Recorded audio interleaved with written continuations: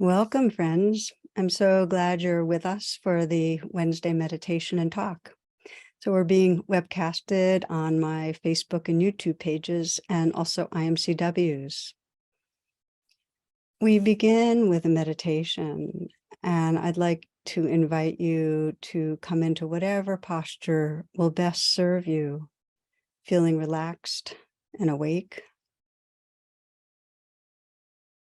And then let yourself settle in, coming into stillness and letting the attention go within.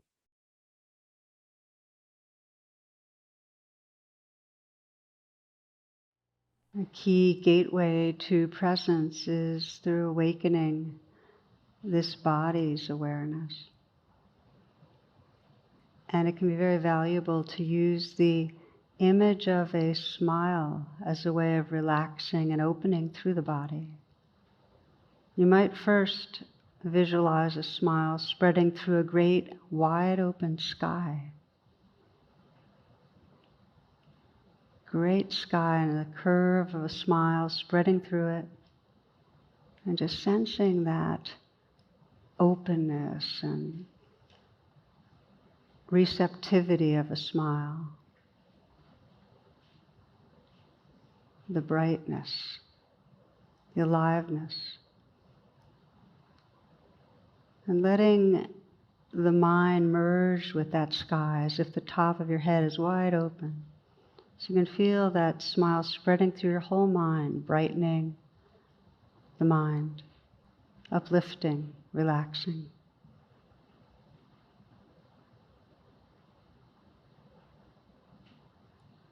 You might sense the smile spreading in a very immediate way through the eyes, so that the outside corners of the eyes are lifted up a bit.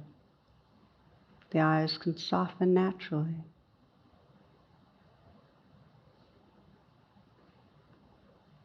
The brow smooth. And sensing with the receptivity of a smile, the sensations and aliveness free to move through the whole region of the brow.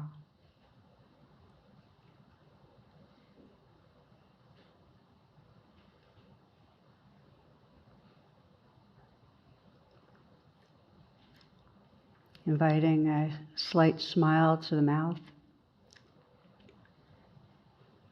And filling the inside of the mouth in a smile.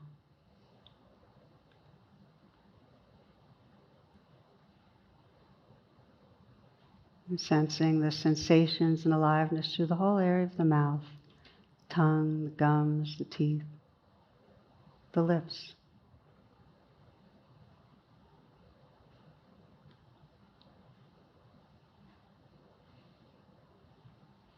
The eyes are smiling, soft, the mouth. You might visualize and sense the curve of the smile through the throat.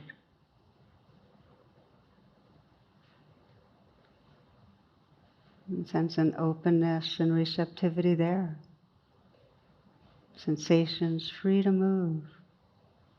The aliveness there.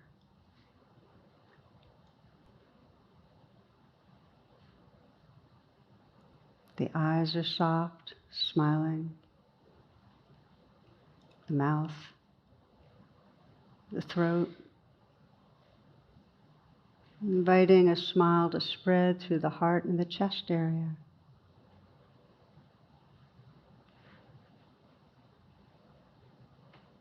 Sensing the receptivity and openness of a smile, that whole atmosphere spreading through the chest.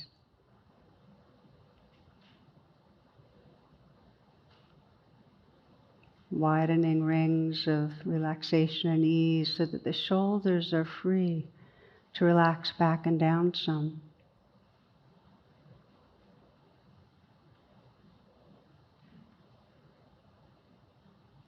Sensing the awareness filling the shoulders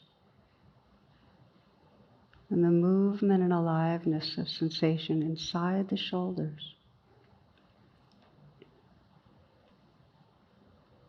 And if it feels tight or knotted, to let that float in awareness.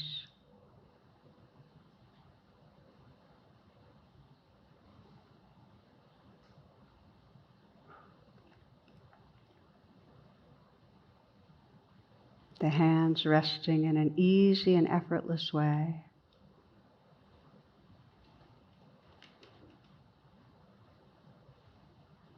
You might soften the hands and notice how much aliveness you can feel when the hands soften from inside out.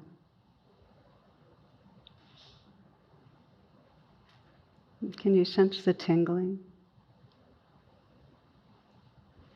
vibrating?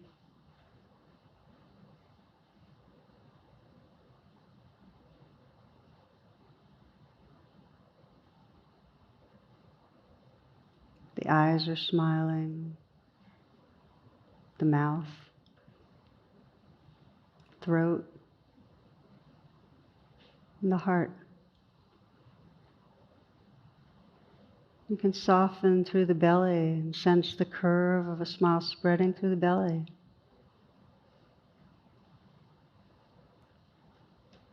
And sensing the space that's created, allowing sensations to move and be felt, energy flowing in the belly.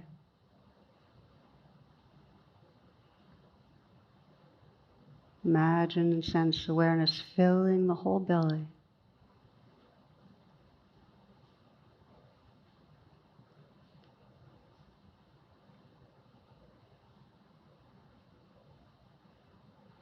In the same way, letting that curve of a smile spread through the pelvic region,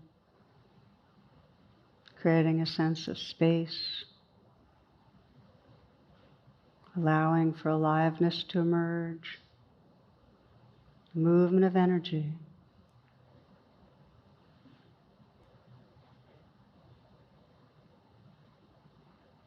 Aware of the length, the volume of the legs, and the sensations and aliveness inside the legs.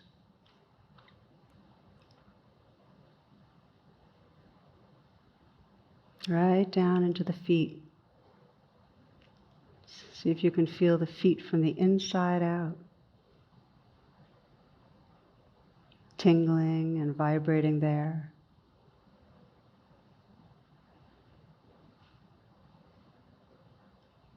Tingling and vibrating in the hands.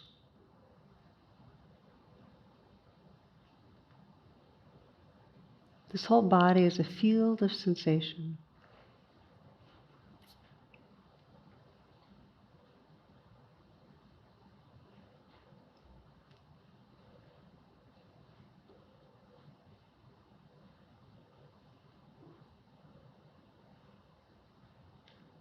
Not opposing anything, just letting this life live through you.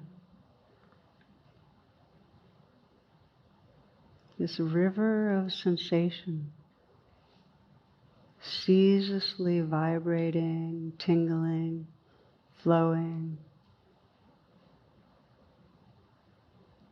Let it live through you.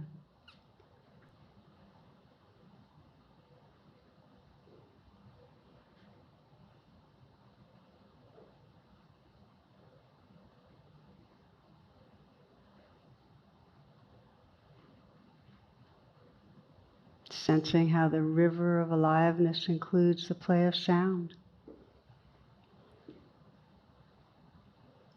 Perhaps the close-in sounds, appearing and disappearing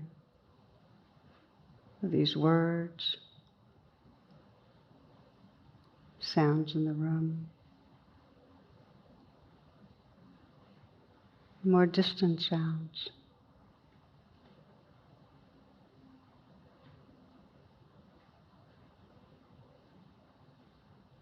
Letting the sounds wash through you.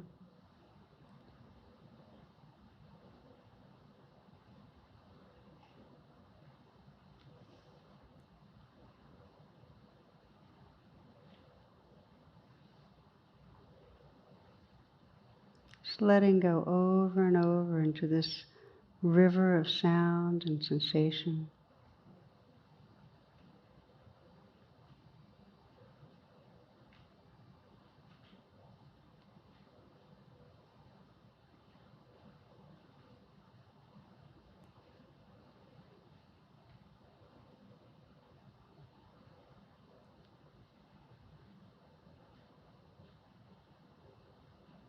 Noticing, is anything standing still? Is anything not moving?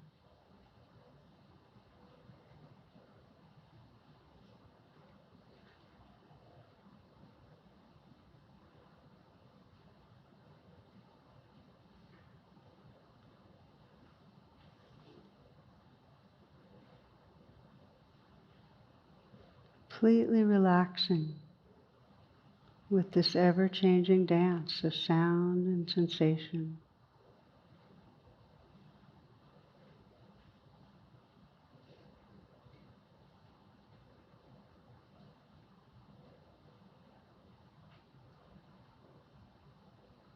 Just be this river of aliveness.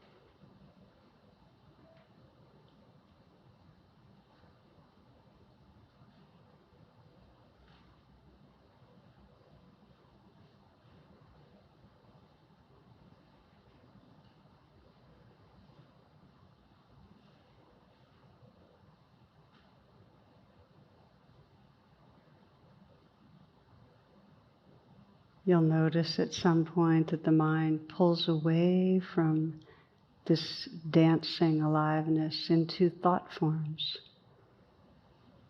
When you become aware of that, it's an opportunity to come back home again, to practice returning again to what's right here. Just notice the thoughts and gently reopen the attention, aware of the sounds, this changing symphony that's right here.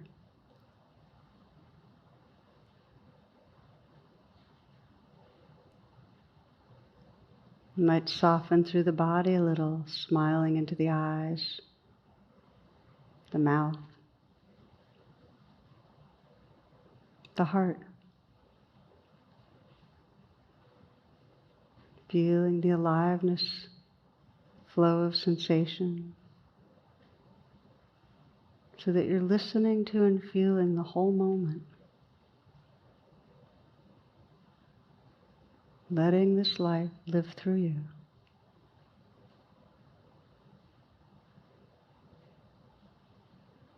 Relaxing back into this river of aliveness.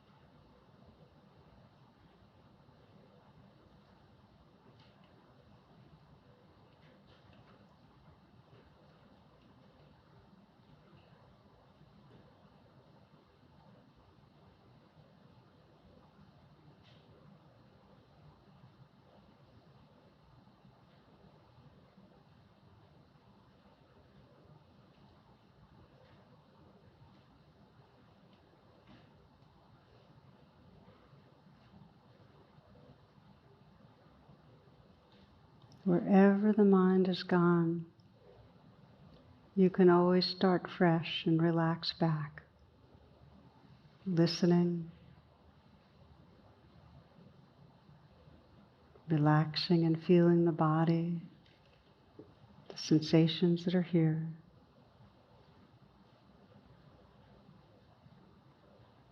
Saying yes to the currents of life that are living through you with kindness, with courage, letting go, being this river of aliveness.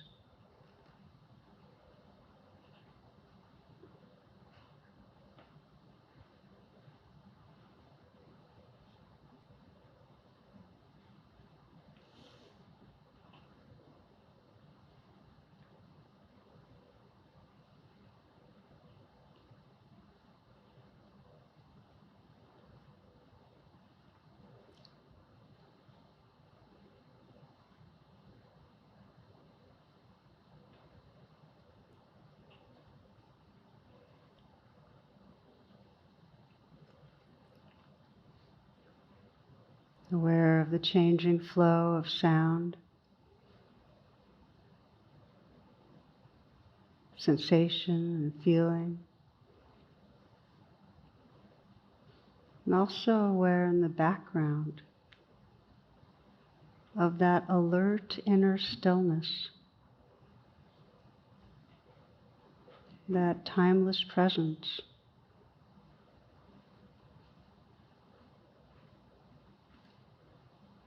that includes this river of aliveness.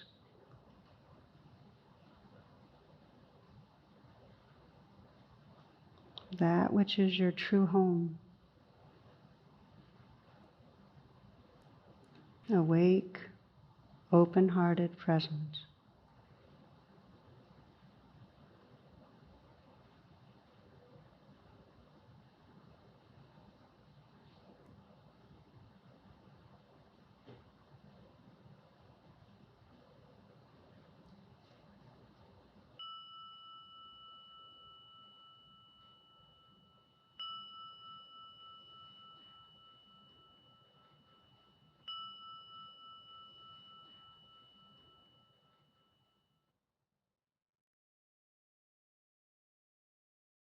You might take a few long, deep breaths, gently bringing yourself back. When you're ready to open the eyes, if the eyes have been closed, move around a bit, and I will share some upcoming announcements with you. I invite you to my website, tarabrach.com, for all my virtual offerings, for resources and the like, and to check out imcw.org for the live stream offerings that are available by our local DC area teachers.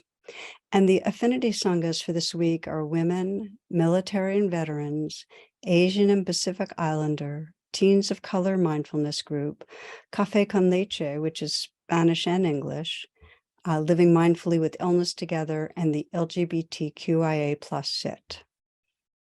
Each week, as soon as my talk is done, there are people that gather for discussion groups, mindful dialogue, small groups with facilitator, and I invite you to join in. It's a really lovely way to get to know kind of kindred spirits on the path. And the call-in information is tarabrach.com/class.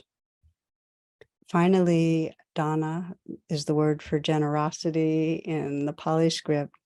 And in line with that tradition that came out of Asia, these teachings, all the meditations and talks, are offered freely, and we love doing it that way.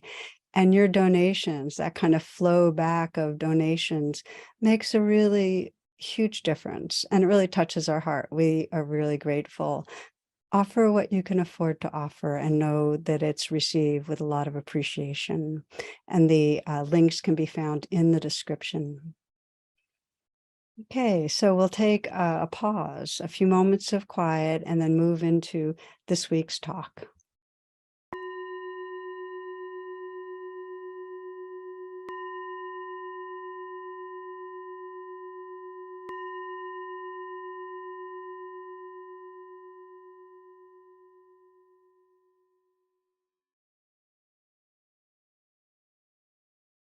Namaste. Welcome, friends.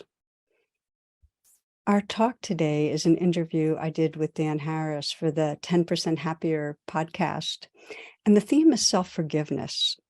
And I have found that some of the deepest pain many people live with is a sense of not being able to forgive themselves for some past hurtful action, or maybe for some ongoing way that we're living our lives.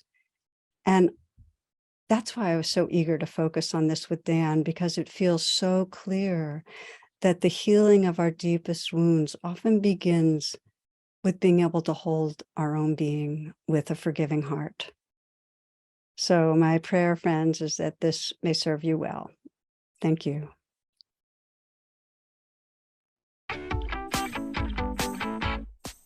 Tara Brach, welcome back to the show. My pleasure to be with you and with everyone, Dan. Really appreciate it. All right, let's start with your story of the tilted Buddha. What's that all about?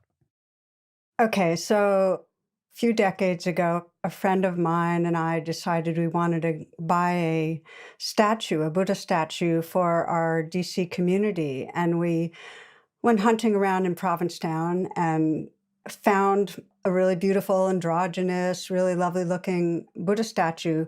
But the night that, I put it up on the pedestal, and after I taught that night, I saw people looking at it, and their heads were all kind of tilted to one side. And they called me over, and it turns out the casting had been tilted. It was a leaning Buddha.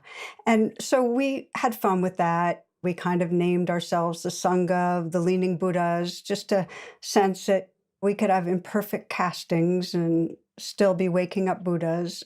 And that became a really valuable reminder in a lot of ways that what we most get down on ourselves for, hate ourselves for, are really conditionings, castings that we really didn't have any control over, and everybody's got them to make it through the day, their coping strategies. And if we can remember that, it all becomes a lot less personal, and we have more capacity to be forgiving, be kind towards ourselves. To see whatever quote unquote flaws you may have as nature instead of something you designed. It's bespoke and irreparably yours and your fault. Exactly. Nature and really universal. I mean, the most basic conditioning is this illusion that I am a self. And right hand in hand, very close to that illusion, is a sense that something's wrong. Because when we feel separate, there's a sense that we're threatened or that we have to build ourselves in some way. So all the grasping and aversion of the universe comes out of that universal illusion. That's the basic casting we've got. And then it gets amplified depending on our DNA and our personal upbringings and the society we're in. But it's not like there's a little self in there that made some terrible mistake and chose to be wearing this armoring that we end up not liking. What you just said raises a million questions that I'll circle back to some of them. But I do want to ask you about something I've heard you say, which is that self-hatred or lack of self-forgiveness, and this is the quote, divides us from ourselves. What does that mean? That means that when there's a part of us, the judge, that hates some other part of us, some part of life that we view as flawed or bad, we're fragmented. We're living in parts. We're not remembering a larger wholeness. We're not remembering the awareness that's there. We're not remembering the basic love that connects us to the world. It's a very fragmented, small reality we're living in. So we're really apart from our wholeness, is another way to say it. And wholeness, your contention is our natural resting spot. We're just conditioned by the world into which we're born for inner division. Yeah, I often think of the metaphor, Dan, of ocean and waves, that we get identified with a certain set of waves that we think is me, this kind of personality or intelligence, or these markings of success or failure or attractiveness or unattractiveness, and forget that it's all made of ocean. And so the wholeness is really not my wholeness, it's the infinite field of beingness that is inherently, I think of it as a kind of luminous openness that's got a natural tenderness in response to the world. We forget that larger belonging and get identified in, whether you think of it as the waves or the covering or the casting, we get identified in a very small way. Anybody who's listening maybe not anybody, but some people who are new to this whole meditation world, contemplative, spiritual world, might hear luminous wholeness and say, well, what exactly does that mean? That means that in this moment, as you're listening, you're you might have an idea of yourself as, oh, this is where I am on my path, and this is what's going wrong, and this is my family, and this is my personality. But at the same time, there's a sense of the awareness that's maybe looking through your eyes right now, the awareness that's listening to these sounds. There's a kind of natural wakefulness that just knows that life is happening. And it's that knowing quality that really can't be located in a solid, steady way. It's just kind of like a field of knowing. So that's more what I'm referring to. And there's also a quality of care or kindness that when we get quiet and we sense others in our life and we sense the natural world, we sense a kind of belonging to it. So there's a natural tenderness. So those are the qualities I would describe as more innate. And like that's the oceanness or the sea of being. And then the waves are when we get caught in the kind of narrative idea of what the self is. I heard the kind of sentences you just uttered for quite a while when I was first getting interested in meditation, and I really didn't grok it. And it was only just through doing it enough that I started to see, oh, yeah. So awareness, which can sound like this big concept, it really is. If you're not stuck on, just to stick with your metaphor of the waves, if you're not stuck in every little neurotic impulse that flits through your mind, if you're not stuck in whatever emotion is washing over you right now, you can see that on some deeper level, there's this kind of nameless, you can't put your finger on it awareness, this raw knowing of whatever's happening. And that, even as I say those words, I realize it might be hard for somebody to grok, but it's there, it's non negotiable, and it's not yours. And it's seeable through not that many sessions of meditation. And simultaneously, the less you're owned by all of the waves and in touch with the ocean, the less, as I often say, that when you sort of pull your head out of your ass in that way, it gives you more bandwidth to be open to other people's needs, which you will quickly see feels better than rumination. So, anyway, is that as a kind of a street version of what you said? Is that an okay version of restatement? It's more than an okay version. It's eloquent. And sometimes with some people, I'll just say, well, take a few moments and try not to be aware. Just try not to be aware, just for a few moments. And that's long enough. It's like saying, don't picture a polar bear. And yet the awareness really is always there. And the only reason it's obscured by our thinking, constantly living inside the thoughts. And as soon as it's like if you're flying in a plane and you're always inside the clouds of thought. And then when you get, you know how it is, when you're outside of the clouds, you see the clouds, but you also are aware of the vastness of the sky. It's like as soon as our mind gets quiet, there is a quality of awakeness, of knowing, of presence, of what we call awareness.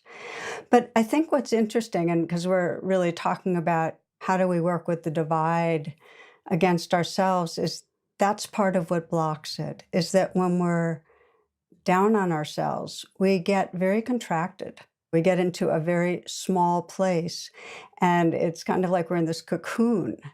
And one of the gifts of beginning to accept ourselves, make peace with ourselves, love ourselves, forgive ourselves, is that all of that spinning of the thoughts of something's wrong with me and the feelings of contraction quiet down. And then we have access to what's always been there but was hidden, which is A real sense of spaciousness and a real sense of kind of a very open-hearted quality. In the excellent Dharma talk you gave on this subject recently, you talked about some of the cultural, societal, genetic forces that lead us to this contracted state quite often. You cited things like generational trauma, our DNA, the limits of our parents, aspects of the global culture. I'd love to hear you say some more about that here. Yeah, well, we're conditioned on every level, and I mentioned kind of the existential to think that we're separate from others and to react to that by grasping and fearing. But then on the level of our caregivers, if our parents weren't attuned to some degree to us, if there wasn't some sense of understanding and care, then there's a feeling of more severed belonging, that we're more separate, that there's more fully that there's something wrong. So the messages that our parents give us, and most of us had parents that in some way, because of their own pain and fears, projected on us who we were and had some message be different, be more, be better. And that so we internalize that. So that happens in the on the biographical level in our families. And then the society, we think society's thoughts. We take on the ideas of the standards that our society gives us and measure ourselves against those. And the gap can get even bigger that I'm supposed to look a certain way and I'm supposed to have this kind of success and this body type. And so all of those are forces that really impact that sense of, am I okay or am I not okay? And probably the most insidious on a societal level is that we have a built-in hierarchy. Most societies do. And so, especially if we're in one of the non-dominant groups, especially if we're Black, Indigenous, person of color, that's the most blaring in the United States. There's a messaging through every institution, through the justice system, through the schools, every level of less than, that your life isn't as valuable. So there's all these different dimensions of where we get the messaging, but we end up having the belief deep down that something's wrong. And it doesn't help usually when, especially when it's really deep. And I'd say the deepest is when there's trauma, early trauma, because when young children are traumatized, the trauma feels bad and they make the association, this feels bad, I'm bad. And it can be very pre-verbal in a way. It's just very, very deep. It doesn't help to say, oh no, it's not your fault. You didn't cause anything. You're fine. You're good. You can't be talked out of it. It really requires what I call a kind of a felt sense processing where there's a reopening to the deep place of woundedness with a new and different way of holding with kindness. We're going to unpack some of those words the further we get into this interview, where phrases like holding something with kindness. We're definitely going to get to that. But let me ask you first. I suspect this is something you hear all the time from people. Well, if I forgive myself, I'll never change. I'll be totally resigned and I'll be eating ice cream for the rest of my life and I'll never get off the couch. And there are so many things about myself that I need to change that are objectively unacceptable. So, what are you telling me, Tara Brach? That you're in good company thinking that. That's probably the main reason people have for not accepting themselves or forgiving themselves is because there's a belief that by being on our own case, we'll nudge ourselves to change. And that inner judge deep down does have a good intention. I mean, the intention of the harsh inner critic is to improve ourselves so we'll get to belong again, so that we'll be lovable. And so it helps just to know that, okay, I'm judging myself because I think it's going to help. But then what I usually invite people to do is just check out, is it working? I mean, does judging yourself or not forgiving yourself really help? And if you were better, how much would be enough? How much better do you have to be really feel like you're enough? And so most people, when they take a close look at the suffering of hating themselves, will find honestly that hating themselves or judging themselves does not promote good personhood. It doesn't really help. Some major contributions have been made here by our mutual friend, the great Kristen Neff, the researcher at the University of Texas, who really has pioneered and she's been on the show many times, and many people will be familiar with her work. But just to restate, one of the top line findings in support of what you just said, Tara, that people who are self compassionate, in other words, have an inner coach rather than an inner drill sergeant, who have their own back, are more likely, not less, to reach their goals. And I needed to hear that over and over again. I need present tense to hear it over and over again because I revert to my cultural, familial, personal conditioning quite frequently. Anyway, so if anybody's listening to this and thinks Tara's serving up meaningless goo, you are wrong. Tara is correct. Research shows not just in terms of being our own inner coach and being kind towards ourselves, it actually improves our relationships with other people. I know for myself, in terms of being down on myself as a mother, that the more that I went through a phase where I just felt like I was just driven, working really hard, and didn't feel like I was giving my son enough attention, and really aversive to myself for it, really down on myself. And I realized the more down on myself I was, the more impatient and controlling and judging I was of him. And that as I started working that one and seeing that, well, behind my drivenness, this was my fear. I had fears of failure, and I was trying to soothe that fear and trying to feel better about myself. And when I just committed to, okay, forgiven, I'm imperfect and I love him. The more I did that, the more when I was with him, I actually became like way more spontaneous and playful and available on all levels. And so that's just a personal example, but most people find there's a direct correlation with our capacity to let down our own armor against ourselves, and it actually allows us to be more open to each other. I completely buy that story that you just told. And I would just add, and I'm sure you already know this, but I say it for any hardworking moms out in the audience.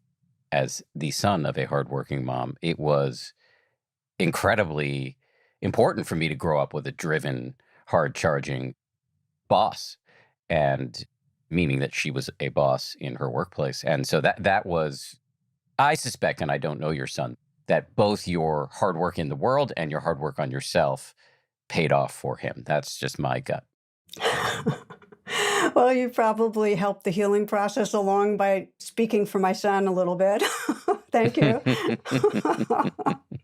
I'll have to let him know. That'll help. Good. Well, I'm speaking from pure projection, but again, as the son of a hardworking mom, I loved it. And it's been really good for me to have her in my life in many ways. Much more of my conversation with Tara Brach after this.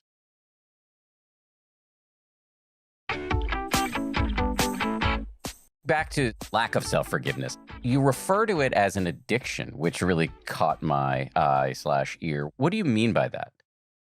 Yeah. So if we define terms, I think of forgiving as a kind of a disarming our hostility against ourselves. It's not like we're doing something as much as undoing something. We're disarming our hearts. We're ceasing to attack ourselves. We're ceasing to diminish ourselves. And that the addiction is to hold on to this belief of I'm bad, and then to keep attacking, to keep pushing, to keep shoving, to keep trying to get the self to be better.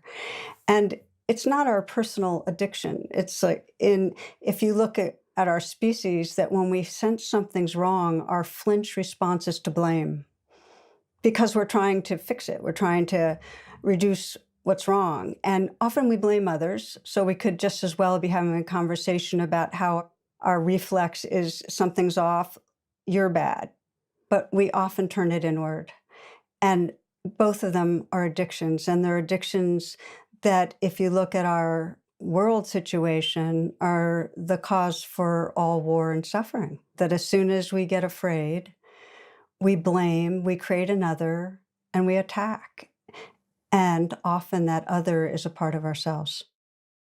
And it can be hard to kick that habit because we have this story, as we've already established, that if we drop it, we're going to die, to put it in the most extreme terms. We won't survive. Exactly. It's our main sense of agency, Yes. it's control. And I find this most strong when I work with people who've had a lot of trauma in early years, that holding very tight to that sense of damaged goods. It's very deep in the psyche that, in a way, it's almost like I'd rather know where I stand than not know. The not knowing is way too dangerous. Then I'm risking annihilation. At least if I know I can defend myself properly against myself. Yes, this like defensive pessimism. And just as you said, if I've got the full picture of my dysfunction, then nobody can pull one over on me. I got it. That's exactly right. We can at least do what we can to protect ourselves. And the other piece is the fear of uncertainty and not knowing itself, that who would I be? It's like, for many people, and I often ask this question because it's such a powerful one, of who would you be if you didn't think something was wrong with you? And Hmm. what I found is that when there's been no work at that disarming of hostility, people are very blank, or it's a shaky kind of thing. It seems impossible. It's like everything I know about who I am has been kind of colored by the sense of I am somebody who's not okay. I have badness. But once there's been some disarming of that hostility, once there's a little more light and space and just a little more spaciousness, then that question is a really powerful inquiry for deeper transformation. So we can loop back to that one, but it's a powerful question. Well, I think it's so interesting because we think of the word conceited as being somebody who's super arrogant and constantly re-upping the story about how great they are. And to threaten that is very threatening for the individual. But the same can be true in a kind of bizarro world way on the flip side of the coin. Many of us are walking around with this conceit that we're a monster, and to threaten that is also threatening because, as you just very eloquently stated, it raises the question, well, who the hell am I then? Right. What you're pointing to, in a way, and this is part of Buddhist teachings, is that conceit doesn't have to do with positive or negative. It's the way we're holding a self. And any threat to our beliefs is a threat to our stable sense of self. And we just really want to hold steady to what we think we are. In this same vein, you ask people to contemplate some, I think, very pleasingly jarring questions, deep questions. And I want to restate one of them to you and get you to kind of hold forth if you're up for it. Here's one. How come I want to change so much? How come it matters so much to be different? I love that question. Could you say a few more words about it? Yeah. There's a whole process of tracing back what matters, what's really generating both our wants and our fears. That's very revealing. So if we're really hooked on wanting to be different, we're afraid to be bad and we want to be good, and to just trace it back and say, well, what would that give you? If you were different, what would you get from that?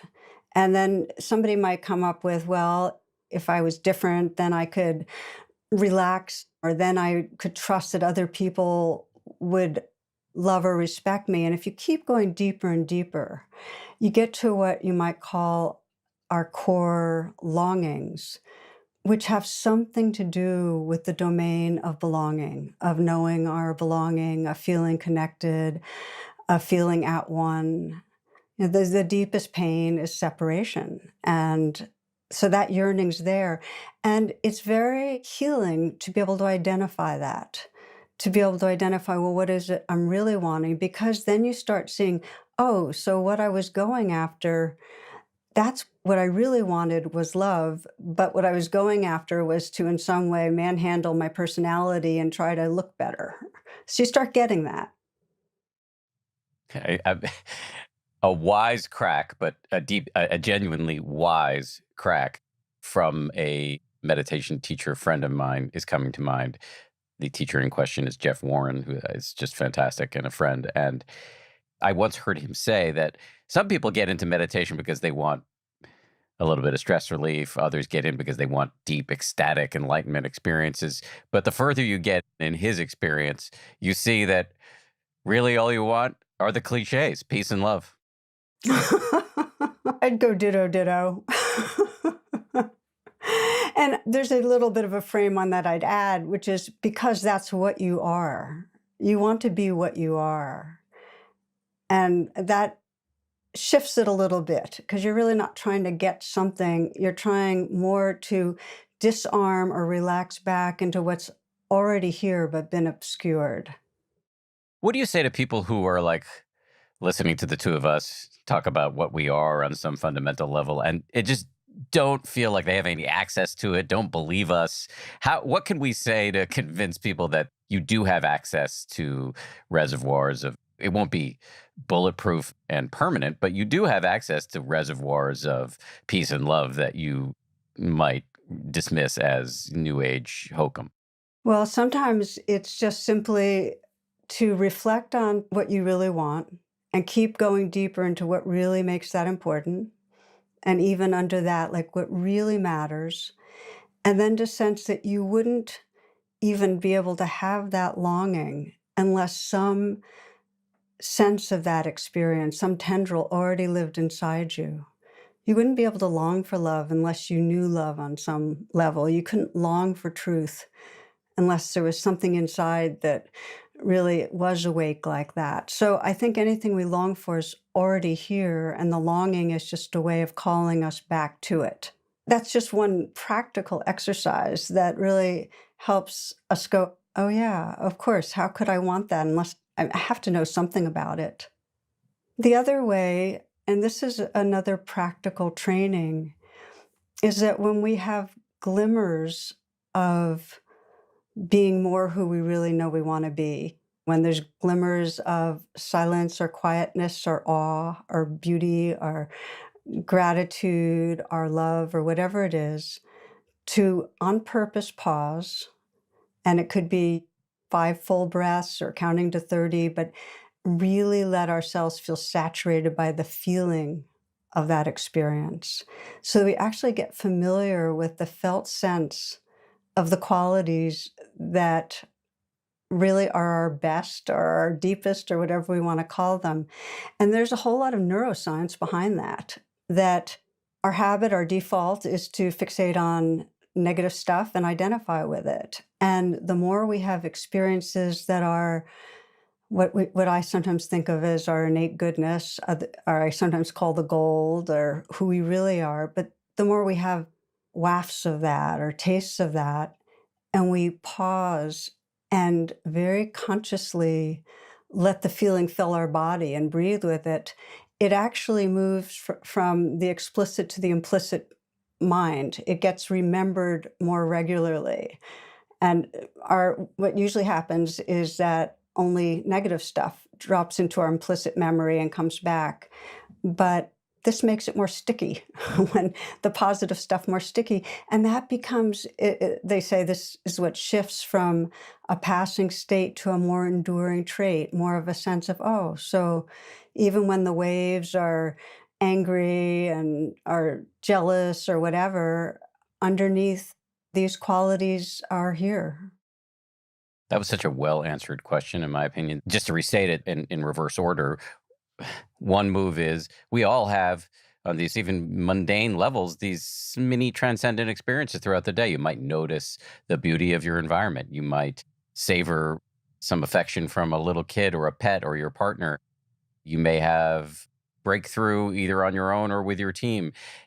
And just learning to be a little tech douchey about this, to just learning to kind of double click on those experiences so that they get into your viscera, into your cells, is a way to touch on the depth that Tara and I keep talking about. And the other I also like because for a newbie, this is an intellectual exercise that doesn't involve us having to have some deep contemplative experience. We can just look at, okay, what do I want? I would say the me of 15 years ago, I might have said, well, I want success. Why do you want success? And then the further you trace that down, it's going to get pretty embarrassingly quickly to love and safety and peace. And there you are again at evidence for what a skeptic would question us about, which is the capacity and the deep desire for these more profound states that kind of live beneath the surface of our superficial lives. Yeah, I love hearing it back again because it feels so important that we think truth is what it is because of our habits. And if we break our habits of just paying attention to what's difficult and instead cultivate what we're calling taking in the good, it actually shifts our whole perception of who we are. And just to add one other piece to it, which I find really interesting, is you can start stormy weather too. So let's say you're feeling fear and you say, well, inside the fear, what's this fear trying to do? What does this fear want? And if you go deep enough, it's going to always get to this is trying to protect me. It's life that is loving life. And there's something so powerful about sensing that any emotion, when you trace it back, is some dimension of our being, our organism, our life wanting to live. And it takes away any of the judgment that flies around the particular expressions when we can remember that all forms are trying to live, to thrive, to flourish. And so I just find that tracing back really helpful. And just even the language of this is life, loving life has helped many people I know. Yeah, your old friend and collaborator, Jack Cornfield, has referred to it as it's the organism trying to protect itself, which I think is a very, for me, powerful phraseology. And I wonder, does that in any way connect back to something you said a few minutes ago that I wanted to make sure we spend some time with? This notion of innate goodness, or what you call the gold. And just to say for listeners, Tara's been on the show holding forth on this very subject, the gold, our basic goodness, our Buddha nature, as it's sometimes called. And we'll put a link to her previous appearances on the show. But just to get back to that subject, the fact that at root our attacking of ourselves is, and frankly, all of our greed too, is really the organism trying to protect itself. Is that an evidentiary point in favor of the gold? Absolutely. And it's protecting our promoting in some way, being able to appreciate it. And often the language could be simply with fear, well, thank you for trying to protect me. I'm okay right now. Or with greed, thank you for trying to promote. And it's enough. I have enough. It's okay. Just that wakes us up to a larger space than the emotion itself. And that's the whole deal with meditation. Is that if we can, instead of being caught inside the wave and thinking, oh, that's me, I'm the greedy one, we can be the awareness that's aware of the greed, then if we're not taking it personally, there's no suffering. There still may be discomfort, but by seeing it and knowing this is just another expression of life trying to promote itself or protect itself, it really gives us a certain kind of freedom. So let's talk about, we've been putting it off a little bit. Let's talk about some meditation practices we can do to really touch in on these deeper qualities that you keep pointing to. There's one that's that's kind of, and these are taken directly from you. There's one practice that's a little bit sort of more beginner level, but let's do that first and then we'll go to some of the deeper stuff. You recommend sort of a review of the previous day or the day that's just passed as a way to work with forgiving yourself or not judging yourself. Can you describe the practice? Yeah, sure. If we watch our minds, we're going to find that it doesn't have to do with deep things that I'll never forgive myself for doing that in the past and that we're holding on to, but ongoing small ways through the day that we have this idea in our mind of how we should be, and we didn't meet it. And so it could be some way that, oh, it could be, let's say you and I are talking, and I had some idea of being more fluid and spontaneous, and I felt a little more linear and tight. Or it could be that I was then later with my husband and I wasn't as generous as I had meant to be or wanted to be, or whatever it is. At the end of the day, if we look back, we'll see that there were a lot of times that in some way our persona, our way of moving through, didn't match our idea of being good. And it's really helpful to kind of forgive, to clear away whatever armoring or judgment we've been accumulating through the day. And the reason it's good to do is because if we do it at the end of the day, we'll start doing it more spontaneously throughout the day. We'll just start noticing, oh, I'm feeling a little tight. Oh, there's a little bit of a down on myself feeling. And in the seeing, there's some freeing. It's just like that. It gets like that, unless it's deeply rooted. That's a whole, we'll go into the deeper practices. So the end of the day practice is simply to review and notice where in some way you're holding a little bit of judgment, like not enough, fell short. And I just whisper the words forgiven, forgiven, because those words work for me, but in some way send the message of disarmament. It's okay, accepted, accepted. Whatever we want to do, it doesn't have to be words, although words can be useful in kind of undoing parts of ourselves because we are thinking creatures. The communication can help soften, and with an attitude of kindness, just knowing the whole deal with forgiveness is that we can't will it. We can be willing, we can have the intention, and the intention goes a long way. I mean, it really opens the door. And I know for myself that, when I was in my 20s and I really hit hard times that I just was so turned on myself, that it took a kind of a dedication, like knowing, okay, this is right at the center of my spiritual life. Like anything else I want to experience is going to come out of in some way befriending myself. So there was an intention, and sometimes I could, and sometimes I couldn't. So it's the same thing at the end of the day. You just have the intention to let go of armoring around the heart. I just want to emphasize that point because it strikes me as very important. When you are doing this practice, you're lying in bed or you're getting ready to go to bed, or it's first thing in the morning and you're reviewing the previous day or the day that's just finished and forgiving yourself for all of the allegedly stupid things you did.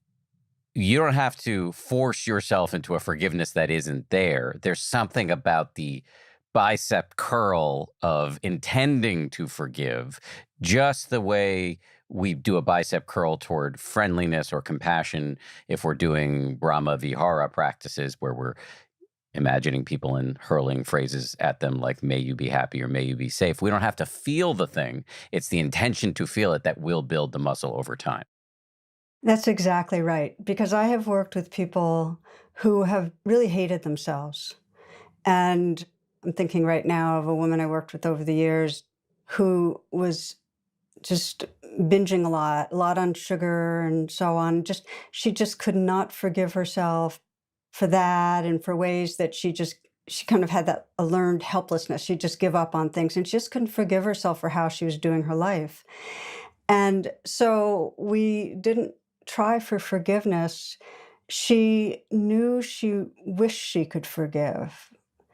And that is the beginning of self-kindness, just to even wish you could forgive.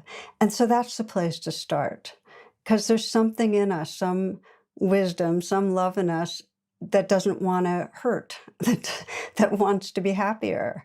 So we start where we can. It's not something you necessarily can do, but the intention actually creates an atmosphere that's incredibly conducive to having it unfold. Somewhere along the way, in the course of the hundreds of interviews I've done with researchers and meditation gurus, as somebody, and I think it was this guy, Sean Acor, who was on the show several years ago, somebody recommended to me that I do sort of an evidence-based gratitude practice at the end of the day, where I just think back at all of the good things that happened during the day and try to take it in. And I'm just wondering whether this end of the day forgiveness practice might pair well with that. Well, I like you bringing it up because if all you do is look at, oh, what did I do? How am I holding against myself? That can be, it's, you feel lightening up after doing it. But my husband and I have a practice at the very, very end before we say goodnight of just asking each other what we're grateful for during the day. And there's something about gratitude that is so sweet. And again, as we were talking about before, it reconnects us more with who we're most at home with being. So I love that as a kind of a way, a very sweet way to end the day or to start the day or in the middle of the day too. Healthy cocktail. Yep.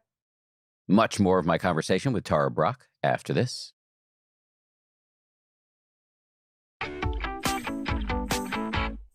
Okay, so let's go deep now. What are the practices you recommend for dealing with the kind of deep, either self hatred or lack of self forgiveness that many, if not most of us, harbor?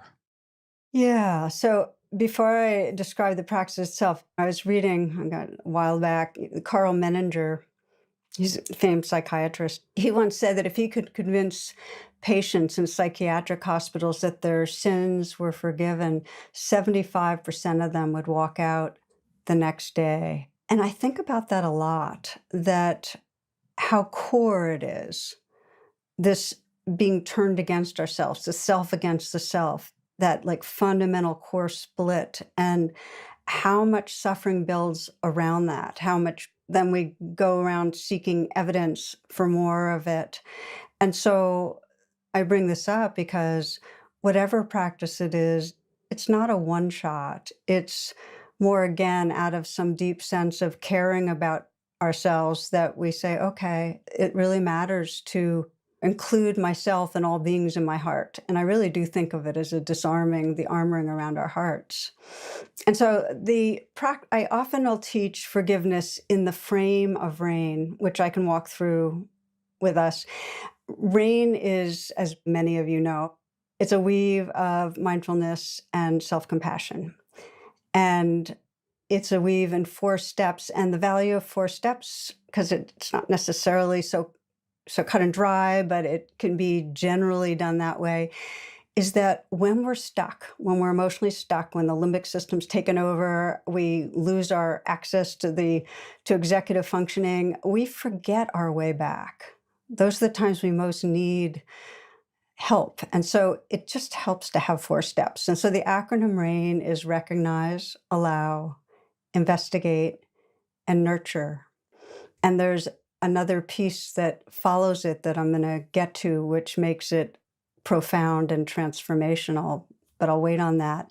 We'll do those. And so I'll just walk through those 4 steps on how it relates to forgiveness and maybe hitch it to a story. I'll just give kind of this story was in the talk, I think, of a woman who it was a deep one because she was married, had a daughter who was a teen, I think. She had affairs. She was not just the hardworking mother who didn't have that much time. She was pretty neglectful, ended up leaving the marriage. Her daughter called her a narcissist and really allied with the husband. And she agreed with her. She felt like she was a basket case herself. And so she did a lot of work. And some of the work she did was with Rain. And she also did 12-step groups and a lot more. And what she had to do is come face to face with a deep sense of, I am flawed and I am bad. I am pure badness. So Rain, I'll just to give you how a sample session would go, the recognize means, okay, let's take a kind of global sense of what's going on and what's the most strong emotion that's here right now. And for her, the emotion was guilt and aversion, maybe shame. And then the A of rain, allow, is just let it be there. It means don't try to fix it, don't try to change it, don't ignore it, just let be, even for a few moments. And it's really powerful because it's like in that pause, there's actually a possibility of beginning to then deepen attention. And that's the I, the investigate. Now, with investigate, many people think it's going to be cognitive. It's 95% somatic. It's mostly in the body because our issues are in our tissues. We have to go through the felt sense to really have a shift. There's a little cognitive, but not too much. So investigate for her. I asked her what she was believing, and her belief was, I've been failing all my life in everything that's important. And I invited her to feel that feeling of failure in her body, and it was a kind of a hollowness and an ache and a squeeze. And something I often will do in helping to somatize, to get into the body and the felt sense is I'll say, well, express it through your face and your posture.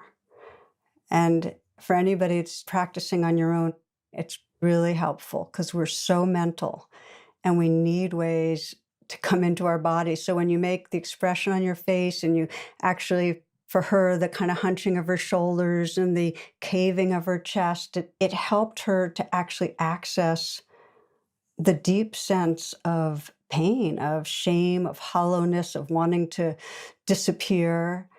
And then the investigating went right to that vulnerability and how long is, I just asked her how long that had been there, as long as I can remember. What came to mind for her was the feeling of wanting to disappear very early because she was so bad when her parents split up, and she just felt like it was her fault in some ways, very young. And we kept investigating, well, how has it affected your life to be moving through life feeling like so flawed and like a failure? And that's when she started weeping. The sense of how many moments of potential connection, of being able to enjoy a sunset or really feel creative or had been shut down by this basic badness feeling. There's something about seeing the landscape of your life. You get a kind of soul sadness sometimes when you realize how much self-hatred has gotten in the way of really living moments. It's a real deep one.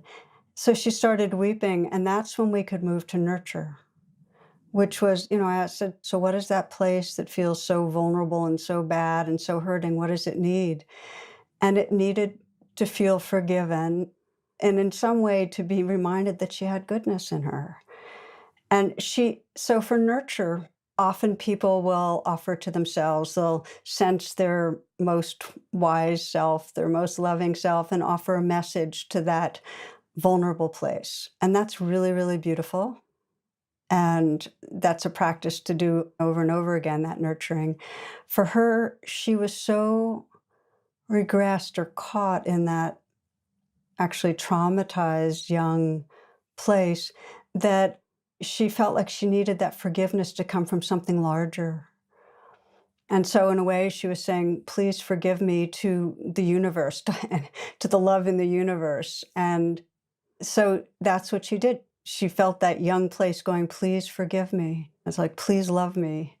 And then the nurturing was, I invited her just to feel nurturing, love, care, kindness, forgiveness coming from the universe, like kind of a sunlit sky kind of shining down on her and bathing her. And that was nurturing. That's the N of rain. And we stayed there for a while. And as you and I talked about before, Dan, with nurturing, if staying with the feelings of being forgiven, of being held, of being loved, actually allows it to get more familiar, in your nervous system. And then after that, and this is the way that rain concludes, if you really want it to be transformative, there's what I call after the rain. And after the rain, just like after a real rain, when, it's after the rain that things start perking up and flourishing and growing. The invitation to her is just to notice the quality of presence that was there. And the experience after that much attention and kindness was for her a real sense of lightness, openness, just tender. And I sometimes will invite people just to notice what shifted from when she started as a kind of bad self to this presence that's here. Because that presence, that tenderness is more the truth of who we are than any of the passing narratives or feelings or our beliefs. And so that's what she did. She sensed that. And then I asked her the question I brought up earlier, which was, who would you be if you really trusted there was nothing wrong with you? And she said, I can't even barely put it in words, but there'd be a freedom that feels like the most precious thing in the world. If I didn't think anything was wrong with me, there'd be freedom. So this is just an example of rain, and it was a very powerful one. And I want to really highlight this. She had to do a number of rounds because that conditioning is very deep, those beliefs and those feelings, to continue to disarm the heart so that that became more the experience that she could live in than the old one of being a small and bad self.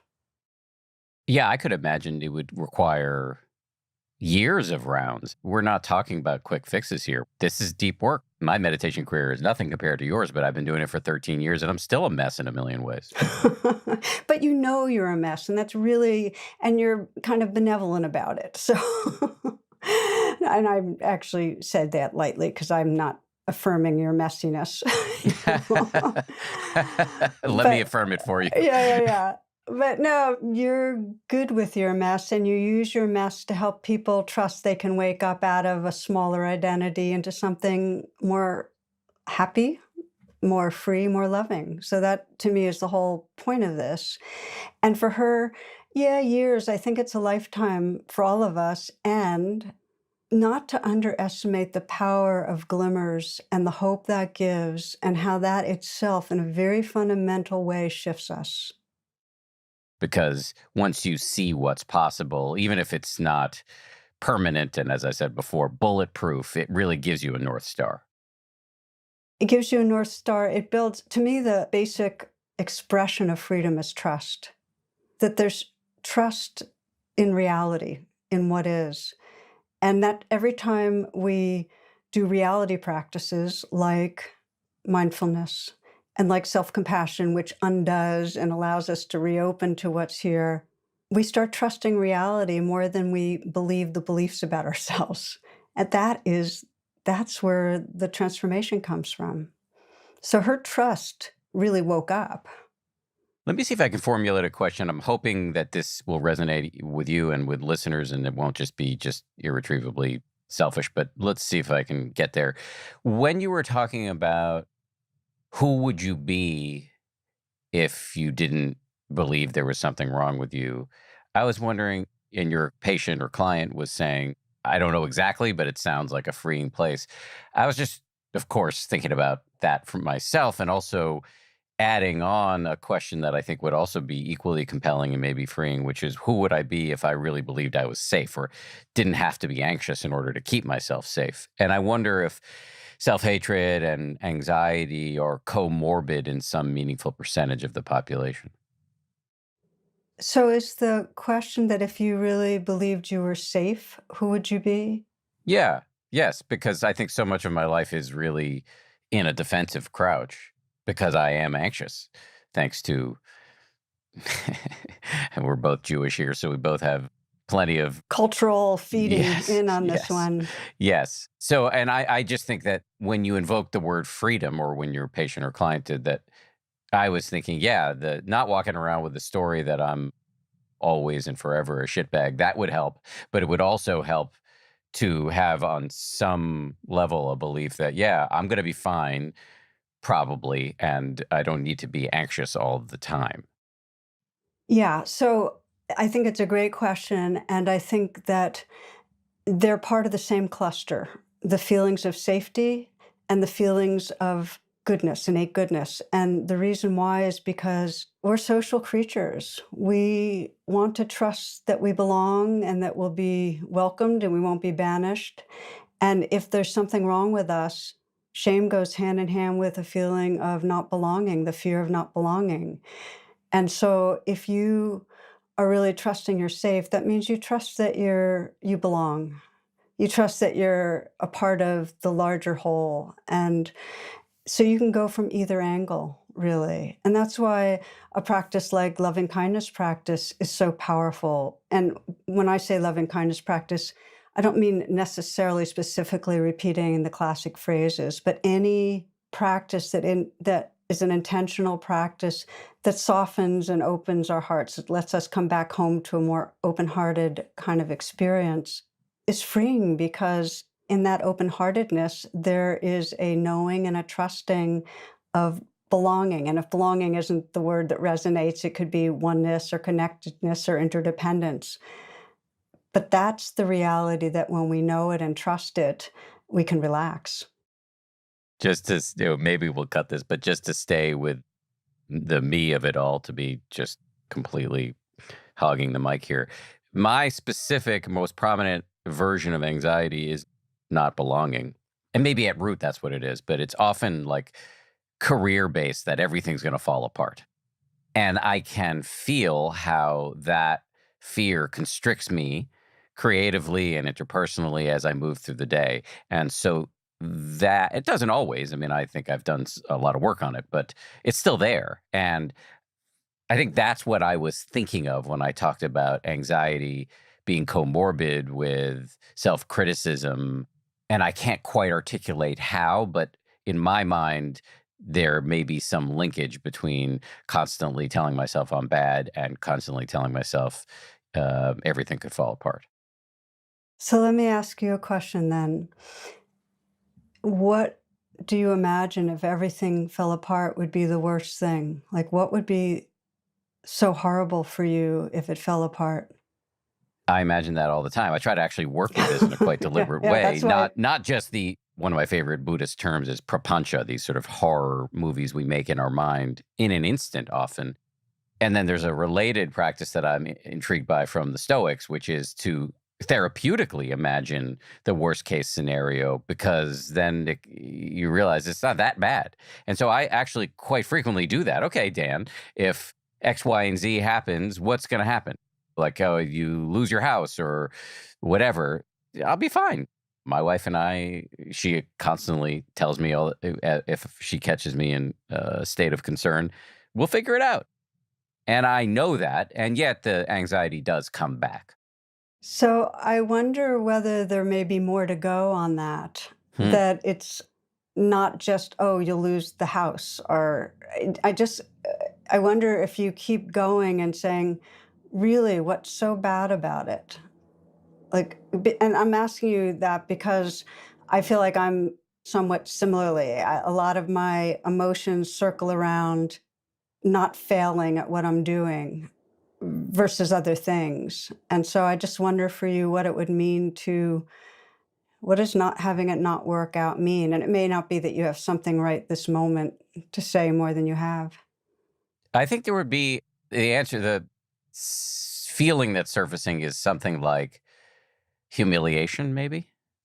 Right. So humiliation, and if you keep tracking that, humiliated in the eyes of. Exactly. Right. Right. My friends, my family, I guess. Yeah, so same for me. And so there's this kind of basic worth thing, that everybody will like me and include me, and I'll be all fine and respected as long as I do well. But as soon as I don't do well, all that comes into question. So it's just building an identity and a safety and an okayness around performance. Yes. But it does come down to severed belonging, I think. Interesting. But just let's keep in touch on it. No, I think you're right. I do. I think you're right. Taking it a step further, as you recommend, gets me right to that, which goes back to the thing we were talking about before, which is all of us, all we really want is peace and love. There you And go. what is belonging if not love? Yeah, yeah, I think that's true. Speaking of love, I want to finish on, and you touched on this a little bit, but let's just put a fine point on it. Some of the benefits of learning to kick the habit of kicking our own ass. And one of them, you list at least two, but one of them is that it, and these are your words, frees us to love without holding back. Can you say more about that? Yeah. So, in the moments that we're down on ourselves, our beliefs and our feelings and our body is constricted. And as we begin to see the constriction, and just because we care, we want to be happier, and so that we kind of let go of some of that judging and really hold ourselves with more compassion, offer that nurturing, there's a sense of enlarging, of occupying a larger space than that self that was spinning around down on itself. And in that larger space, there's a lot more possibility for love to flow with other people and with the world.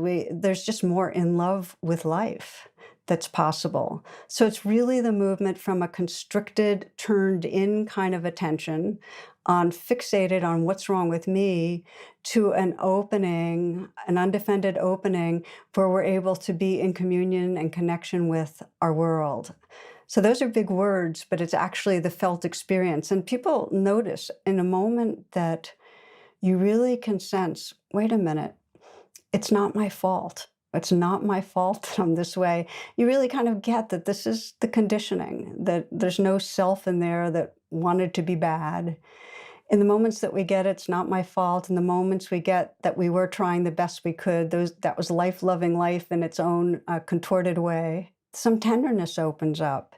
And one of the metaphors that I share in this talk that I think is so useful for people in opening up that loving is the story I tell of a person who's walking in the woods and they see a dog under a tree and they go to pet the dog, and then the dog lurches at them really aggressive and its fangs bared and so on. And so the person goes from being friendly to being really blaming and angry, but then they see that the dog has its leg in a trap. And then they shift again from that anger and blaming to, "Oh, you poor thing." I mean, they may not get close because they realize that the dog's dangerous, but their heart shifted.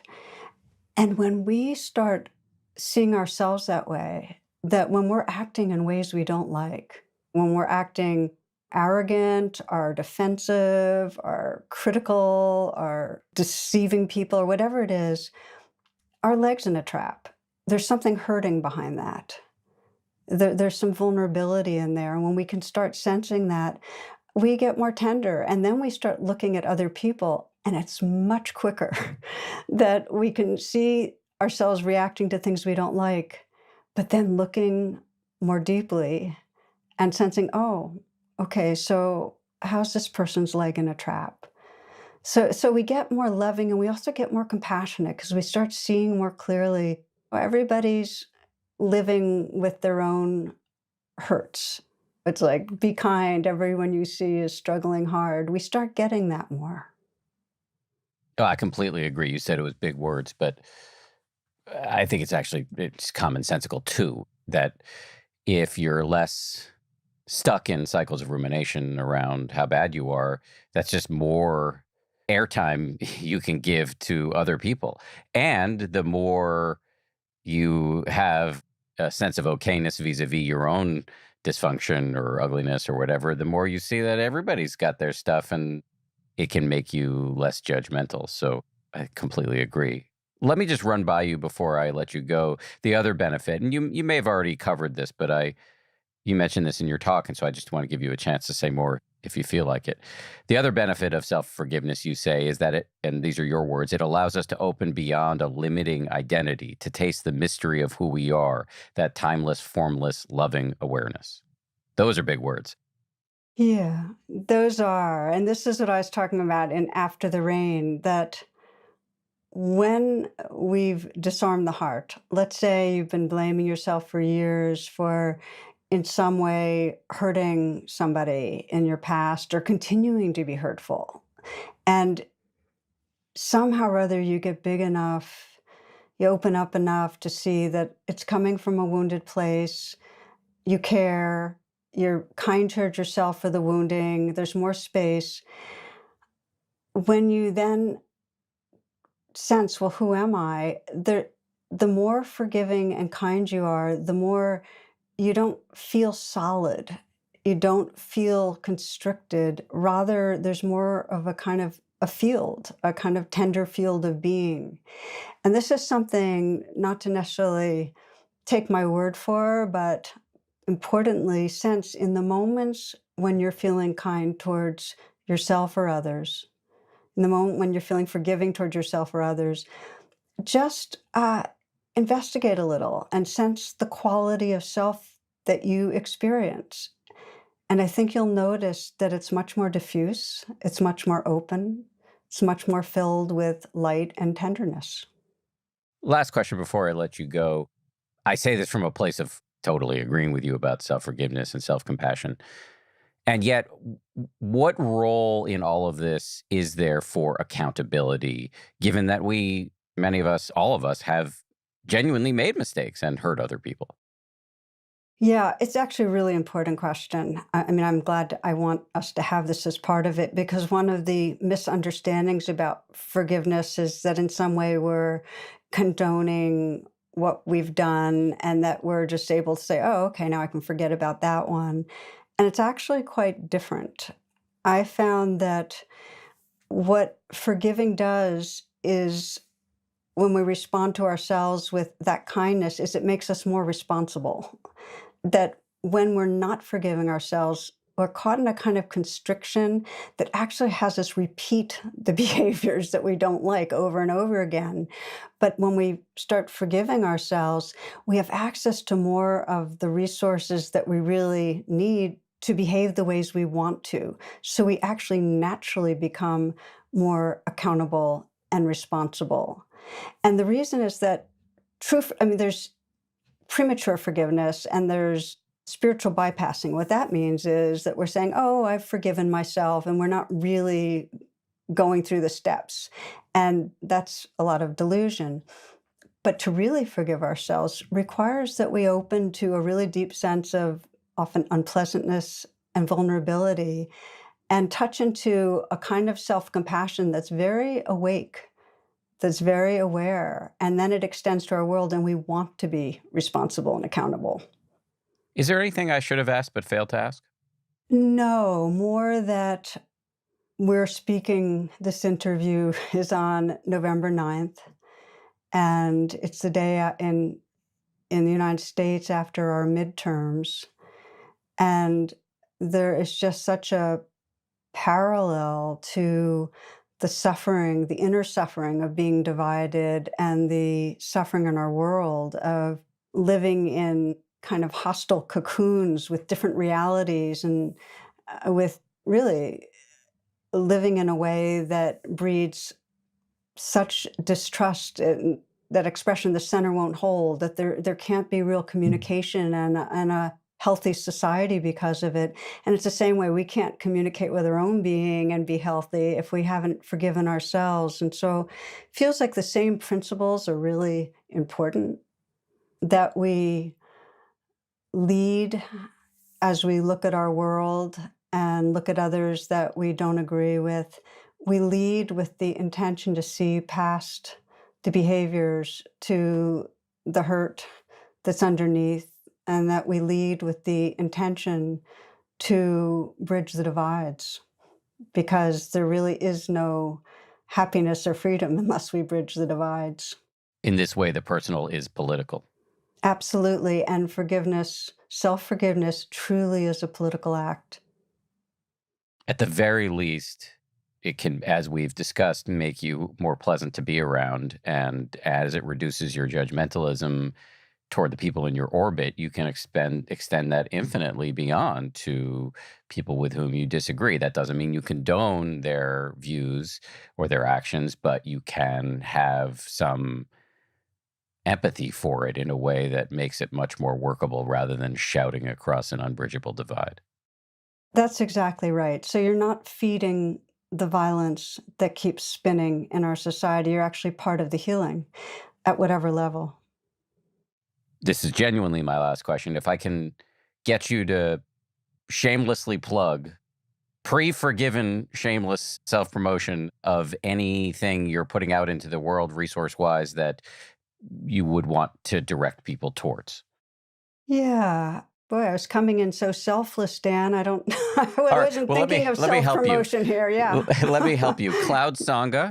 I know you're involved in that. Am I right about that? Yeah. So yeah, that's a beautiful one. So Cloud Sangha is a online community for people that really want to bring mindfulness into their relationships and have a group of people to deepen intimacy with, a spiritual community, a mindfulness community, and they're mentored by really fantastic, experienced teachers, small groups of 8. So that Cloud Sangha really is a way to have online community that is quite powerful.